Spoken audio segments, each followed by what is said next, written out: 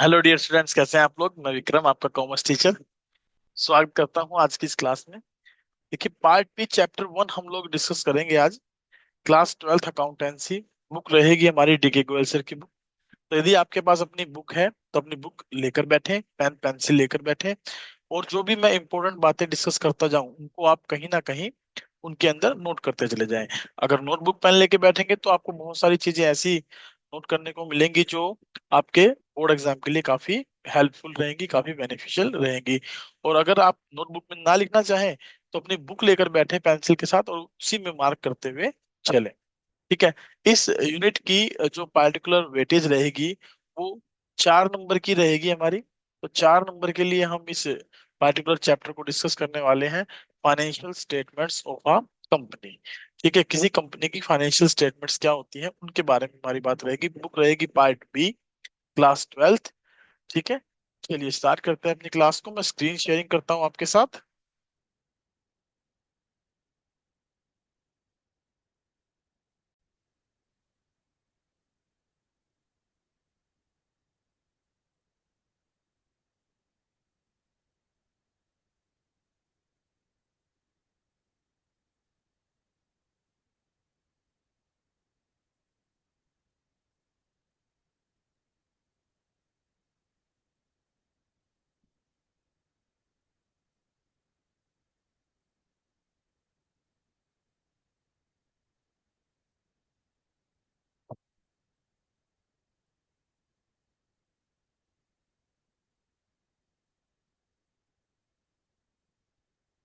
चलिए, ऑप्सो कोई आपको जो है ये पीडीएफ जो है फाइल वो दिखाई दे रही होगी, साथ ही साथ मेरी वॉइस भी क्लियर होगी। यदि किसी प्रकार का कोई भी आपको डिस्टरबेंस लगता है तो प्लीज आप मैसेज में जाकर मुझे जरूर बताएं कि सर वॉइस क्लियर नहीं है या टॉपिक क्लियर नहीं है, आगे बार रिपीट करते हैं। ठीक है, चलिए मैं क्लास को कंटिन्यू कर रहा हूँ आपके साथ। और बुक हमने जैसे कि आपको बताया कौन सी रहेगी, हमारी डीके गोल सर की बुक। हमारी जो है ये topic basically as per new syllabus in accountancy रहेगा। और part B analysis of financial statements जो है हमारी बुक का नाम है। और इन्हीं पर हम लोग बेसिकली चैप्टर डिस्कस करने वाले हैं। टोटल हमारे लेक्चर इसमें लगने वाले हैं 50, इस पूरे जो है बुक को डिस्कस करने में। और ये बुक कितने नंबर की रहेगी, हमारी 20 मार्क्स की रहेगी। साथ ही साथ अगर हम बात करें, देखिए यूनिट 4 हमारी ये है बेसिकली, अगर हम एनसीईआरटी के आधार पर देखें तो एनालिसिस ऑफ फाइनेंशियल स्टेटमेंट। और इसमें हमारे पास कुल जो है टॉपिक रहेंगे, चैप्टर रहेंगे, वो टोटल चैप्टर रहेंगे हमारे पास 6। ठीक है, इस बुक में हमारे कुल पास कुल कितने चैप्टर हम डिस्कस करने वाले हैं, 6 चैप्टर डिस्कस करने वाले हैं, 1 से 6, जिनमें आज हम लोग पहले चैप्टर के बारे में बातें करने वाले हैं। तो इस बुक का बेसिक ऑब्जेक्टिव जो है, जो भी हमारी financial statement of a company है उनको अंडरस्टैंड करना है, उनको समझना है, उनको डिस्कस करना है। चैप्टर 1 में हम लोग क्या पढ़ने वाले हैं, financial statement of a company में meaning, nature, uses, importance of financial statements, statement of profit and loss, balance sheet in prescribed form with major headings and subheadings as per schedule third of the company act 2013।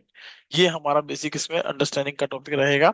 और जो exceptional items रहेंगे जैसे कि extraordinary item, profit and loss from the discontinued operations are excluded, और ये हमारे syllabus का part इसमें नहीं है, तो इनको हम यहाँ पर छोड़कर चलेंगे। इस चैप्टर को डिस्कस करने का मेन ऑब्जेक्टिव क्या रहेगा आपका, इस चैप्टर को डिस्कस करने का मेन ऑब्जेक्टिव रहेगा अंडरस्टैंडिंग डेवलप करना regarding two major headings and sub headings of financial statement of the company, जो कि शेड्यूल थर्ड में डिस्कस की गई है कंपनी एक्ट 2013 में। और ये जो बेसिकली फाइनेंशियल स्टेटमेंट हम यहाँ डिस्कस करने वाले हैं, उनमें अगर मैं काउंट करूं या आप लोगों के साथ बात करूं तो कुल मिलाकर 5 मेजर हेडिंग, सॉरी 5 जो है फाइनेंशियल स्टेटमेंट के बारे में हम लोग डिस्कस करेंगे, जिनमें से केवल 2 ही हमारे सिलेबस में यहाँ डिस्कसेबल रहेंगी। एक तो बैलेंस शीट का डिस्कशन हम यहाँ करने वाले हैं इस चैप्टर के दौरान, और दूसरा हम डिस्कस करने वाले हैं statement of P and L का, statement of P and L. ठीक है, तीसरा हमारे पास रहता है statement of change in equity, statement of change in equity, change in equity. ठीक है, और इसके अलावा फिर हम बात करेंगे 4th नंबर पर कैश फ्लो स्टेटमेंट के बारे में। कैश फ्लो स्टेटमेंट के बारे में, और लास्ट में हमारे पास रहेंगे notes to accounts, notes to accounts के बारे में। ठीक है, ये 5 आप स्टेटमेंट हम इसमें बनाने वाले हैं, जिनमें से इस यूनिट में हम बैलेंस शीट और स्टेटमेंट ऑफ पीएल के बारे में बात करेंगे। और कैश फ्लो का हमारा एक सेपरेट चैप्टर आएगा, चैप्टर नंबर 6, तब हम इसको डिस्कस करेंगे। इसके हालांकि 2 लेक्चर मैं पहले ही रिकॉर्ड कर चुका हूँ, यदि आप देखना चाहें तो देख सकते हैं। नोट्स टू अकाउंट हम बैलेंस शीट में भी मेंटेन करेंगे, स्टेटमेंट ऑफ पीएल में मेंटेन करेंगे, statement of change in equity में मेंटेन करेंगे, कैश फ्लो में रिक्वायरमेंट रहेगी तो यहाँ पर भी मेंटेन करेंगे। और नोट्स टू अकाउंट पार्टिकुलरली और कुछ नहीं है, इन बैलेंस शीट का, इन स्टेटमेंट का एक डिटेल्ड एक्सप्लेनेशन है। तो इन 5 के अलावा कोई और हम फाइनेंशियल स्टेटमेंट नहीं बनाते हैं कंपनी के लिए। तो ध्यान रखिएगा, कई बार इनसे रिलेटेड हमारा क्वेश्चन बन जाता है कि एक एमसीक्यू बेस्ड क्वेश्चन हमें देगा और लिखेगा कि बताइए कि कौन सी फाइनेंशियल स्टेटमेंट इनमें नहीं होती है। तो उस कंडीशन में आपको आइडेंटिफाई करना है, 5 के नाम याद रखने हैं, और इन पांचों के आधार पर और कोई इसके अलावा हम स्टेटमेंट या डिस्कस नहीं करेंगे। चैप्टर सेकंड हमारा फाइनेंशियल स्टेटमेंट एनालिसिस से रिलेटेड रहेगा। चैप्टर जो है थर्ड हमारा रहेगा tools for financial statement analysis, इसमें हम कंपैरेटिव कॉमन साइज के बारे में डिटेल से डिस्कस करेंगे। और चैप्टर फोर्थ जो कि रहेगा हमारा अकाउंटिंग रेशो। अगर हम बात करें तो ये चैप्टर नंबर 5 भी हो सकता है हमारा नई बुक के अकॉर्डिंग। और चैप्टर थर्ड और फोर्थ जो है हम इसमें डिस्कस करेंगे टूल्स ऑफ फाइनेंशियल स्टेटमेंट में। और चैप्टर नंबर 6 जो रहेगा वो हमारा किससे रिलेटेड रहेगा, that is cash flow statement. ठीक है, चैप्टर नंबर 6 हमारा कैश फ्लो स्टेटमेंट से बिलोंग करेगा। तो कुल मिलाकर 5 यूनिट बनती है टोटल। इससे पहले 3 यूनिट पार्ट ए के वॉल्यूम 1 वॉल्यूम 2 से रिलेटेड है। पार्ट बी में फोर्थ और फिफ्थ यूनिट हमारे पास डिस्कशन करने के लिए दी गई है। आइए स्टार्ट करते हैं चैप्टर को स्टार्ट करते हैं। कंटेंट के अकॉर्डिंग देखा जाए तो कुल मिलाकर हमारे पास ये 6 चैप्टर देखने को मिलेंगे। पहला चैप्टर आपके पास रहेगा कौन सा, financial statement of a company. दूसरा फाइनेंशियल स्टेटमेंट एनालिसिस। तीसरा comparative statement, common size statement, accounting ratios, and next one is cash flow statement. ठीक है, ये हमारे कुल मिलाकर 6 चैप्टर हमारे पास यहाँ डिस्कस करने के लिए है। हम लोग स्टार्ट करेंगे चैप्टर नंबर 1 से, that is financial statement of a company. Financial statement of A companies का क्या मतलब है हमारा यहाँ पर, आइए समझते हैं। देखिए, कोई भी जो है फाइनेंशियल स्टेटमेंट, अगर उसके मतलब को समझें तो आप इसमें 2 बातें ध्यान रखिएगा कि हम लोगों ने 11th क्लास के अंदर, हम लोगों ने +1 क्लास के अंदर फाइनेंशियल स्टेटमेंट डिस्कस की थी। और वो जो फाइनेंशियल स्टेटमेंट थी वो बिलोंग करती थी किससे, एक सोल प्रोप्राइटर से। ठीक है, सोल प्रोप्राइटर से बिलोंग करती थी, किसी इंडिविजुअल पर्सन के बारे में हम बात करते थे। फिर हमने थोड़ा सा 12th क्लास में ही हम थोड़ा आगे बढ़े, तो हमने फाइनेंशियल स्टेटमेंट्स देखी, बेसिकली रिलेटेड टू योर एनपीओज। ठीक है, जो कि अब 12th में सिलेबस नहीं है, लेकिन एनपीओ का एक चैप्टर जो सीयूईटी के एग्जाम के लिए काफी इंपॉर्टेंट है। इसकी वीडियोस भी हमने अपने यूट्यूब चैनल पे डाल रखी है। हमारा यूट्यूब चैनल है वीवीएन सर कॉमर्स क्लासेस, वहां से आप इन वीडियोस को एक्सेस कर सकते हैं। फिर हमने देखा पार्टनरशिप से रिलेटेड फाइनेंशियल स्टेटमेंट्स। ठीक है, पार्टनरशिप से रिलेटेड कौन कौन सी फाइनेंशियल स्टेटमेंट बनती है उनके बारे में डिस्कस किया। और अब हम बात करने जा रहे हैं कंपनी से रिलेटेड फाइनेंशियल स्टेटमेंट। और इन सभी में जो कॉमन बात है वो क्या है, कि जो फाइनेंशियल स्टेटमेंट होती है they are the end products. वो क्या है, एंड प्रोडक्ट्स है। किसके एंड प्रोडक्ट्स है, अकाउंटिंग प्रोसेस के। अकाउंटिंग प्रोसेस के किसके, अकाउंटिंग प्रोसेस के। Now what is accounting process here, आपने 11th में बहुत अच्छे से पढ़ा होगा, जहां पर हम ट्रांजेक्शन्स को क्या करते हैं, आइडेंटिफाइड करते हैं, उनका मेजरमेंट करते हैं, उनको रिकॉर्ड करते हैं, उनको क्लासिफाइड करते हैं, उनको समराइज करते हैं, उनको एनालाइज करते हैं, और उनसे रिजल्ट्स को कम्युनिकेट करते हैं टू द डिफरेंट यूजर्स। तो ये 7 स्टेप प्रोसेस होता है हमारा IMRCSAC। ठीक है, identification, measurement, recording, classification, summarisation, analysis and communication. तो इसके अंदर जो अकाउंटिंग प्रोसेस है उसका जो एंड प्रोडक्ट है, प्रोडक्ट यानी कि जहां पर हम कोई पार्टिकुलरली स्टेटमेंट तैयार करते हैं, तो दैट इज योर क्लासिफिकेशन। के बाद जो समराइजेशन होता है, इसके अंतर्गत हम लोग क्या कराते हैं, फाइनेंशियल स्टेटमेंट्स अपनी प्रिपेयर करते हैं। ठीक है, तो ये एंड प्रोडक्ट होता है फाइनेंशियल स्टेटमेंट्स किसका, अकाउंटिंग प्रोसेस का। And they provide information about the profitability and the financial position of A business. ये किसी बिजनेस की जो है प्रॉफिटेबिलिटी और फाइनेंशियल पोजीशन के बारे में बताते हैं। Now what is here profitability, means earning capacity. किसी संस्था की अर्निंग कैपेसिटी कैसी है, ये इसके बारे में डिस्कस करते हैं, अर्निंग कैपेसिटी के बारे में। और दूसरी तरफ अगर हम बात करें फाइनेंशियल पोजीशन, तो ये हमें बताते हैं कि फर्म के पास टोटल एसेट्स कितनी है, लाइबिलिटीज कितनी है, और फर्म की कैपिटल कितनी है। तो किसी कंपनी की कैपिटल कितनी है, इनके बारे में ये डिस्कस हमारे साथ करती है। तो हमें फाइनेंशियल स्टेटमेंट्स में जो बेसिकली स्टेटमेंट प्रिपेयर करनी होती है, वो बेसिकली दो स्टेटमेंट हम इस चैप्टर में डिस्कस करेंगे। अदरवाइज टोटल मैंने बताया कि 5 स्टेटमेंट होती हैं। ये थोड़ा सा इसकी डेफिनेशन पर चलते हैं। कई बार एग्जाम में ही पूछ लेते हैं कि ये स्टेटमेंट किस व्यक्ति ने दी, या किस पार्टिकुलर जो है पर्सन के द्वारा ये डेफिनेशन या स्टेटमेंट बताई गई है। असर्शन रीजन में भी कई बार ये क्वेश्चन डाल दिया जाता है। सो डेफिनेशन के अकॉर्डिंग हम बात करें तो फाइनेंशियल स्टेटमेंट्स क्या है, are a summary of accounts. Accounts की एक प्रकार से समरी है। ठीक है, अकाउंट्स की क्या है, समरी है। तो देखिए, यहाँ पर हमने बात की थी क्लासिफिकेशन। क्लासिफिकेशन किसके बारे में बात की थी, क्लासिफिकेशन के बारे में। तो ये जो क्लासिफिकेशन हमने यहाँ किया था, उसके बाद ही हमने क्या बनाया था, समराइजेशन। और समराइजेशन में हमने क्या तैयार किया था, फाइनेंशियल स्टेटमेंट। तो आफ्टर द जो प्रिपरेशन ऑफ अकाउंट्स, अकाउंट्स बनाने के बाद उसकी क्या है, ये एक समरी है। उसे हम क्या बोलते हैं, फाइनेंशियल स्टेटमेंट बोलते हैं of a business enterprises. The balance sheet showing the assets, liabilities and capital as on a certain date, and income statement showing the results of profit and losses for the period। ये profit और losses के बारे में बताते हैं। ऐसा John and mayor ने कहा है कि जो फाइनेंशियल स्टेटमेंट होती है वो क्या है, समरी ऑफ अकाउंट्स है किसी भी पार्टिकुलर बिजनेस एंटरप्राइजेस की। And they balance the balance sheet showing the assets, और उनमें से जो बैलेंस शीट हमारी जो है, that is the first one financial statement, जो कि हमें क्या बताती है, about the assets, liabilities and capital. और जो सेकंड स्टेटमेंट है वो क्या है, हमारी इनकम स्टेटमेंट। इनकम स्टेटमेंट ये हमें क्या बताती है, about the results of profit and losses for a particular period. ठीक है, ये इनके बारे में डिस्कस करता है। अगर हम बात करें as per section of sub section 40 of company act 2013, तो इसके अकॉर्डिंग जो फाइनेंशियल स्टेटमेंट्स हैं in relation to a company, they include the following. उनमें क्या क्या शामिल किया जाता है, उनमें शामिल किया जाता है balance sheet at the end of the financial year, जो कि हमें फाइनेंशियल पोजीशन के बारे में बताता है, फाइनेंशियल पोजीशन के बारे में डिस्कस करता है। दूसरा है statement of profit and loss for the financial year. किसी फाइनेंशियल ईयर के एंड पर जो प्रॉफिट एंड लॉस की जानकारी दे, उसे हम बनाएंगे स्टेटमेंट ऑफ पीएनएल के नाम से। ये हमें प्रॉफिटेबिलिटी के बारे में बताता है एक्चुअल में, कि प्रॉफिटेबिलिटी कैसी है संस्था की। It state about the profitability. Cash flow statement for the financial year.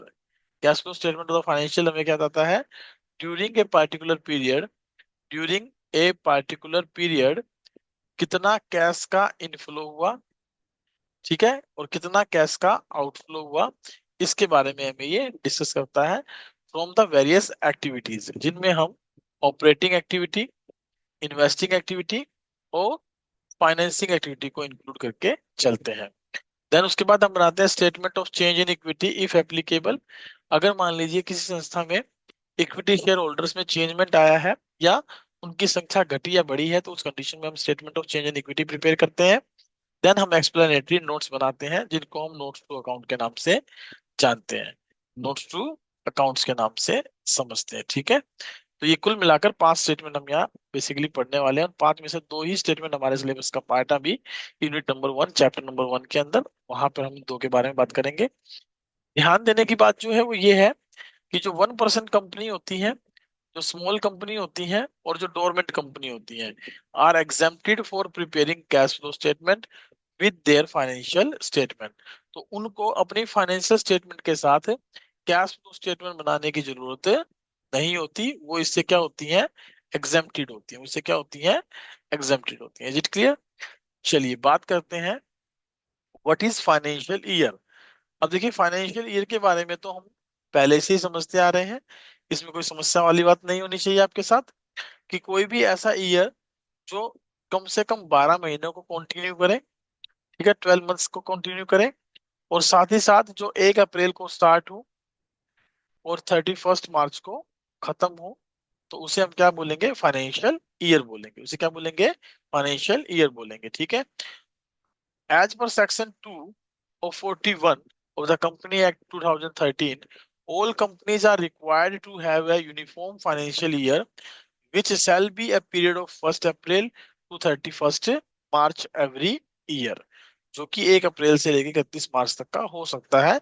And only companies which are a holding or subsidiary of a foreign company required to follow different financial year for the purpose of consolidation of its accounts outside India may apply to the tribunal for the different financial year. तो वो अलग financial year में हम लोग जो है, अगर कोई कंपनी ओनली केवल उन्हीं कंपनियों के लिए जो कि या तो होल्डिंग कंपनी है या सब्सिडरी कंपनी है किसी फॉरेन कंपनी की, वही केवल एक अलग फाइनेंशियल ईयर को फॉलो कर सकती हैं. अदरवाइज इंडिया के अंदर हम जो फाइनेंशियल ईयर फॉलो करते हैं दैट इज 1 अप्रैल से 31 मार्च फॉलो करते हैं. Is it clear? चलिए आगे चलते हैं.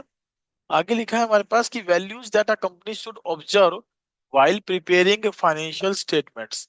आपको जो अगर हम बात करें कि भाई कंपनी की जो फाइनेंशियल स्टेटमेंट बनाई जाती हैं तो उनसे क्या क्या इंपॉर्टेंट पॉइंट्स फैक्ट्स हमारे सामने निकल कर आते हैं. तो सबसे पहला पॉइंट समझिए कि जो सेक्शन 129 ऑफ सब सेक्शन 1 है कंपनी एक्ट 2013, फाइनेंशियल स्टेटमेंट्स जो है ऑफ ए कंपनी, उसको किन किन चीजों की जरूरत होती है, कौन कौन से पॉइंट पे हमें फोकस करना चाहिए. सबसे पहले कि ये हमें ट्रू एंड फेयर पिक्चर बताएगी किसी भी particular state of the affairs of the company के बारे में. दूसरा, shall comply with the accounting standards notified under section 133. और जो 133 हमारा जो सेक्शन है उसके अंदर जो भी अकाउंटिंग स्टैंडर्ड्स हैं उनको ये डिफाइन करेगा, उनके अकॉर्डिंग बताएगा भी किस प्रकार से हम फाइनेंशियल स्टेटमेंट को उनके अकॉर्डिंग प्रिपेयर कर रहे हैं या नहीं कर रहे हैं. देन है shall be in the prescribed form given in the schedule third. और जो शेड्यूल थर्ड है उसके अंतर्गत कौन कौन से हमें प्रिस्क्राइब्ड फॉर्म फॉर्मेट दिए गए हैं इनके, उनके बारे में हम लोग बात करेंगे. हम यहाँ फाइनेंशियल स्टेटमेंट ऑफ कंपनी के फॉर्मेट्स को लेकर बात करेंगे, चर्चा करेंगे. तो आइए थोड़ा पढ़ते हैं आगे.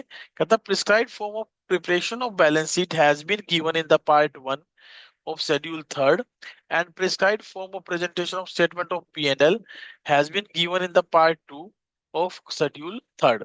तो हमारे लिए ये जो दो बातें हैं ये काफी इंपॉर्टेंट बातें हैं. पहली बात कि हमारा जो फॉर्मेट्स ऑफ बैलेंस शीट दिए गए हैं, फॉर्मेट्स ऑफ बैलेंस शीट दिए गए हैं, फॉर्मेट्स ऑफ बैलेंस शीट वो किसके अकॉर्डिंग दिए गए हैं, शेड्यूल थर्ड के अकॉर्डिंग, शेड्यूल थर्ड के अकॉर्डिंग. एंड पार्ट 1 हमारा इसमें जो है वो एप्लीकेबल होगा, यानी पार्ट 1 में से फॉर्मेट को डिफाइन किया गया है. दूसरा, जो स्टेटमेंट ऑफ पीएनएल का फॉर्मेट दिया गया है that is under the schedule third, वो भी शेड्यूल थर्ड में दिया गया है. और उसके लिए पार्ट कौन सा एप्लीकेबल होता है. तो ये दो बातें आपको ध्यान रखनी है, कई बार एमसीक्यू बेस्ड क्वेश्चन हमारा यहाँ से बन जाता है.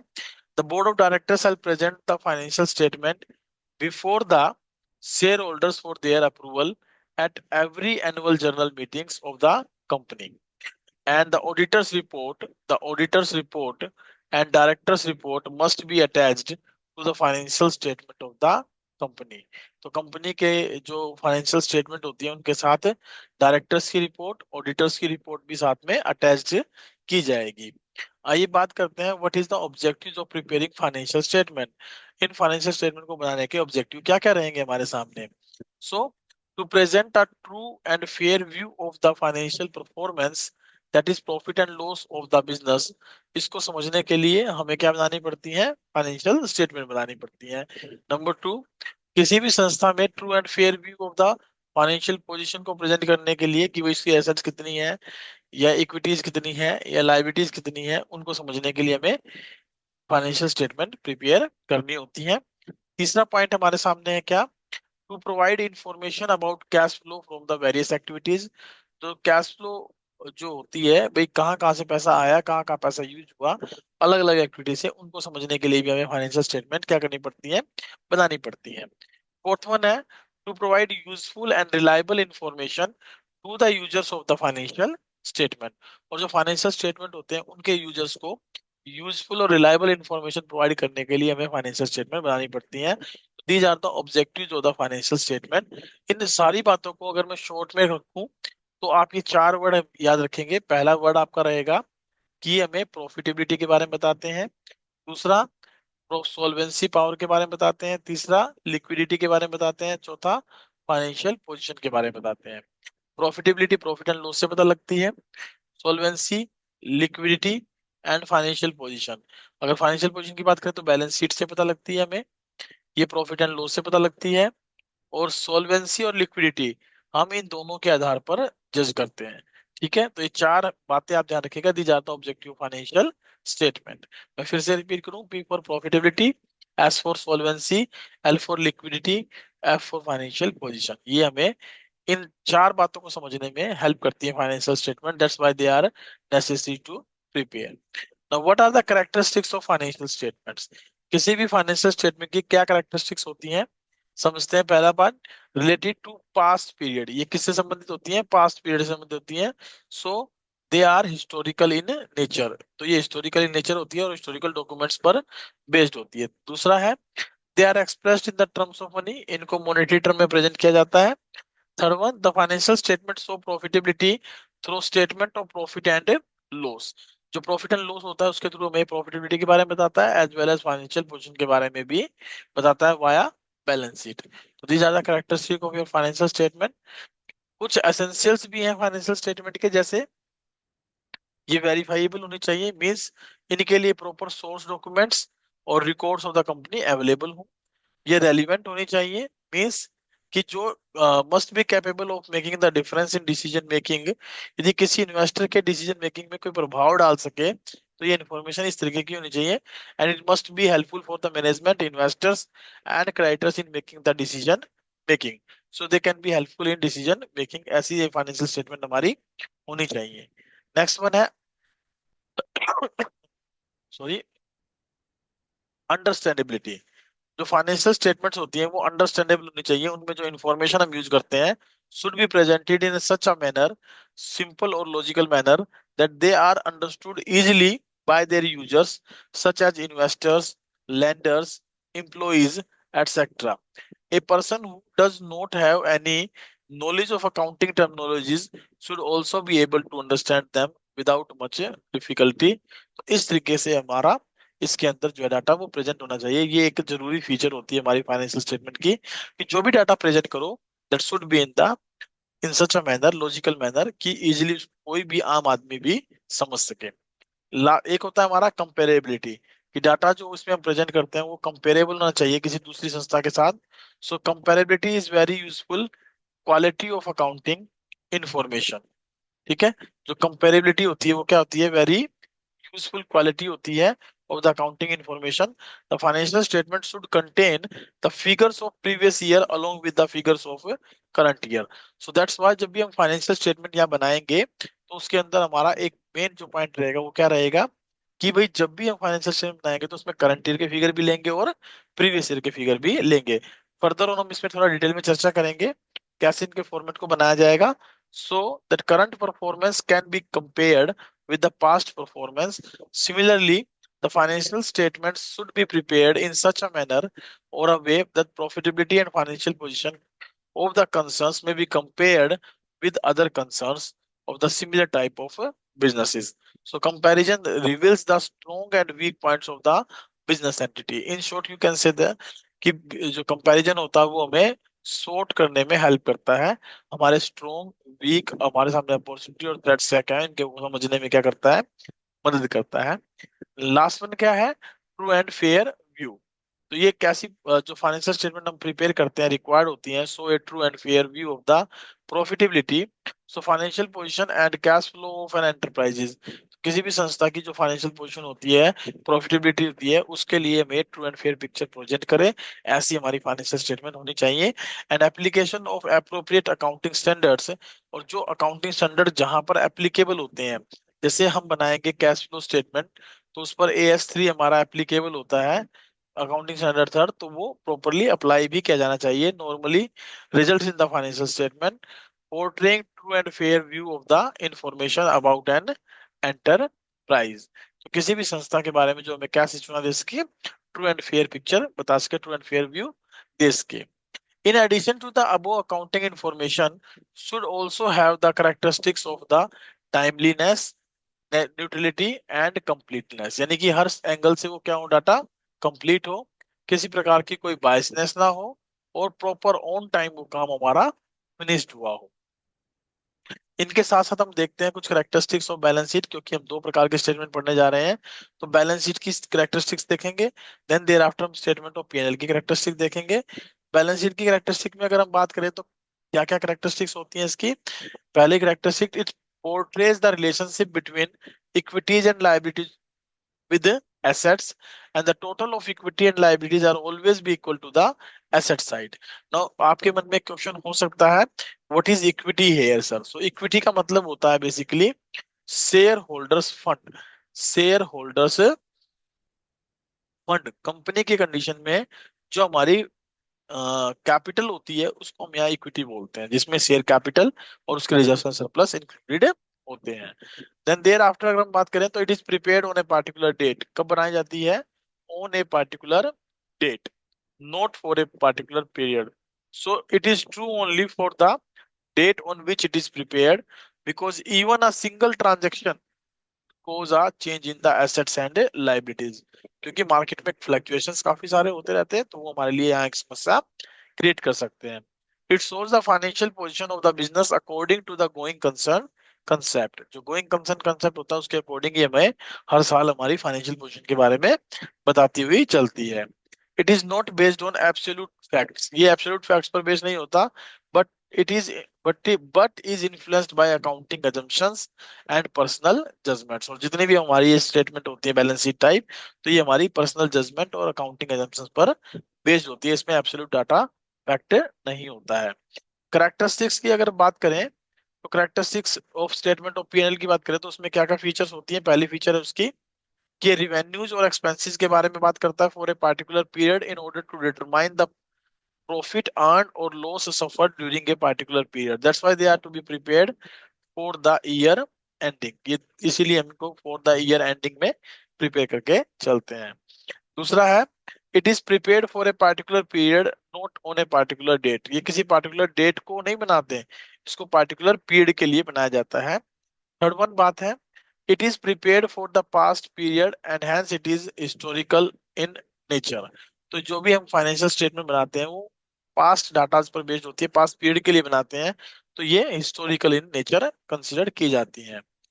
नेचर ऑफ फाइनेंशियल स्टेटमेंट की अगर हम बात करें कि भाई फाइनेंशियल स्टेटमेंट की प्रकृति क्या होती है, किस प्रकार की प्रकृति होती है, तो इसमें रिकॉर्डेड फैक्ट्स होते हैं। The term recorded facts means that the data used for preparing financial statement are drawn from the accounting records. For example अगर हम देखें तो figures relating to cash in hand, cash at bank, to trade receivables, cost of the financial assets etcetera are recorded facts. इसमें एक सब क्या है, हमारे रिकॉर्डेड फैक्ट्स है जो पहले से हमने रिकॉर्ड कर रखे हैं। तो financial statement do not include such facts which are not recorded in the books. Books में अगर कोई फैक्ट्स रिकॉर्ड नहीं है तो उसको ये इंक्लूड नहीं करता, whether or not such facts are significant, चाहे वो कितना ही हमारे लिए महत्वपूर्ण क्यों ना हो। नेक्स्ट है अकाउंटिंग कॉन्सेप्ट्स। जो फाइनेंशियल स्टेटमेंट होती है they are based on the accounting concepts. In order to make financial statement more reliable, comparable, they are prepared on the basis of certain basic assumptions, certain basic concepts और assumptions, postulates जिन्हें हम बोलते हैं। for example, under the historical cost concept, property, plant and equipment are shown in the balance sheet at their historical cost and not at their realizable value। तो जो particularly कोई भी हम बिल्डिंग, प्लांट, मशीनरी, इक्विपमेंट हम use करते हैं तो उसको हम बैलेंस शीट में उनके हिस्टोरिकल यानी कि एक्वायर्ड प्राइस पर रिकॉर्ड करते हैं, एक्वायर्ड कॉस्ट पर रिकॉर्ड करते हैं, ना कि उनकी मार्केट में क्या रिलाइजेबल वैल्यू है इस पर रिकॉर्ड करते हैं। तो अकाउंटिंग कॉन्सेप्ट्स को ये फॉलो करके चलता है। Then thereafter accounting conventions का भी इसमें काफी सारा योगदान होता है। Financial statement are prepared following the accounting conventions also. For example, because of convention of conservatism, all anticipated losses are recorded in the books of accounts, while all anticipated gains are ignored.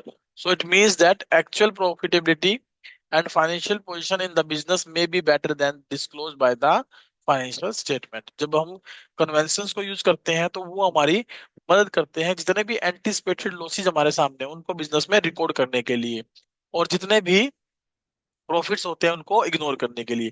तो ये जब policy हम follow करते हैं तो इसको conservatism concept बोलते हैं, और कन्वेंशन ऑफ कंजर्वेटिज्म कहते हैं, या प्रूडेंस कंसेप्ट कहते हैं, या प्लेइंग सेफ पॉलिसी के नाम से जानते हैं। उसके आधार पर हमारी फाइनेंशियल स्टेटमेंट एक true and fair picture present कर पाती है। Then accounting standards, financial statement जो है वो are prepared following the accounting standards prescribed in the company act 2013 and accounting standards ensure that financial statement depict a true and fair view of the operating results, financial position of the enterprises. यानी कि जो हमारा company act 2013 है उसमें जो accounting standard given है ICA के द्वारा उनको ये प्रॉपरली फॉलो करता है, ताकि जो पिक्चर है वो क्लियर कट हमारे सामने आए। पर्सनल जजमेंट्स पर भी ये क्या होती हैं, बेस्ड होती हैं।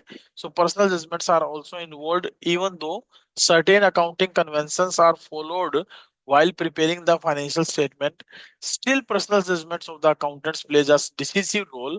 डिसिसिव रोल का मतलब होता है दैट इज जो धोखा देने वाला हो, यानी किसी को ठगने वाला रोल होता है, वो हमारा इसमें एक जो है पर्सनल जजमेंट काफी जो है ना मदद करती, मतलब काफी हद तक वो अपना रोल प्ले करती है। फॉर एग्जाम्पल अगर हम समझें, accountant has to decide whether the assets is to be depreciated on straight line basis or written down value basis or some other method.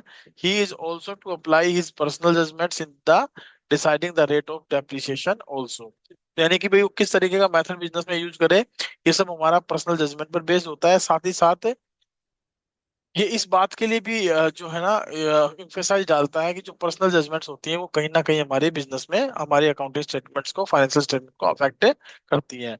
Likewise though the inventory is valued at the cost or realizable value whichever is less, but there are a number of methods for valuing the inventory at cost such as first in first out, last in first out, average cost or standard cost etcetera. So accountant can choose any of these methods. Similarly, accountant has to exercise his personal judgments in respect of the rate of provisions for doubtful debts, period of writing of intangible assets, or classification of expenditure into capital and revenue।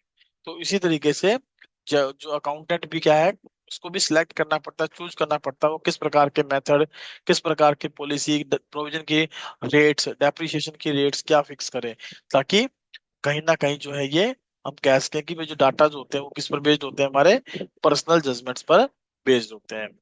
Then हमारे पास है uses and importance of financial statement. तो uses and importance को अगर हम discuss करें तो अभी चार बातें जो मैंने पीछे इसके ऑब्जेक्टिव में बताई थी, profitability, solvency, liquidity and financial position, ये चार बातें तो इसके यूजेस में और इंपॉर्टेंस में आप इंक्लूड करके चलें। इनके अलावा कुछ और बातें भी हैं जो हम यहाँ डिस्कस करेंगे। पहली बात तो स्पष्ट है कि फाइनेंशियल परफॉर्मेंस के बारे में बताता है, और फाइनेंशियल परफॉर्मेंस को समझने के लिए हमें स्टेटमेंट ऑफ पीएनएल को समझना होता है, जिससे हमें क्या पता लगता है कितना प्रॉफिट हमने कमाया या कितना लॉस हमने कमाया।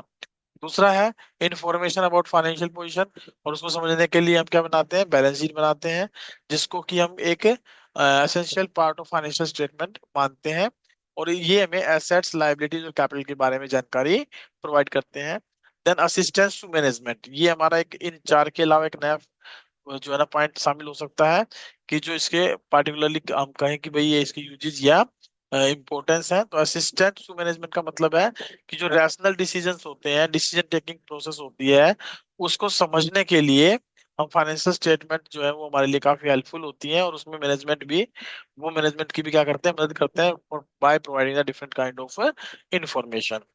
एनेबल कंपैरेटिव स्टडी, ये कंपैरेटिव स्टडी को भी क्रिएट करते हैं, यानी एक साल के डाटा को किसी दूसरे साल के साथ, एक फर्म के डाटा को किसी दूसरी फर्म के साथ कंपेयर करने में भी हमारी क्या करते हैं, काफी मदद करते हैं।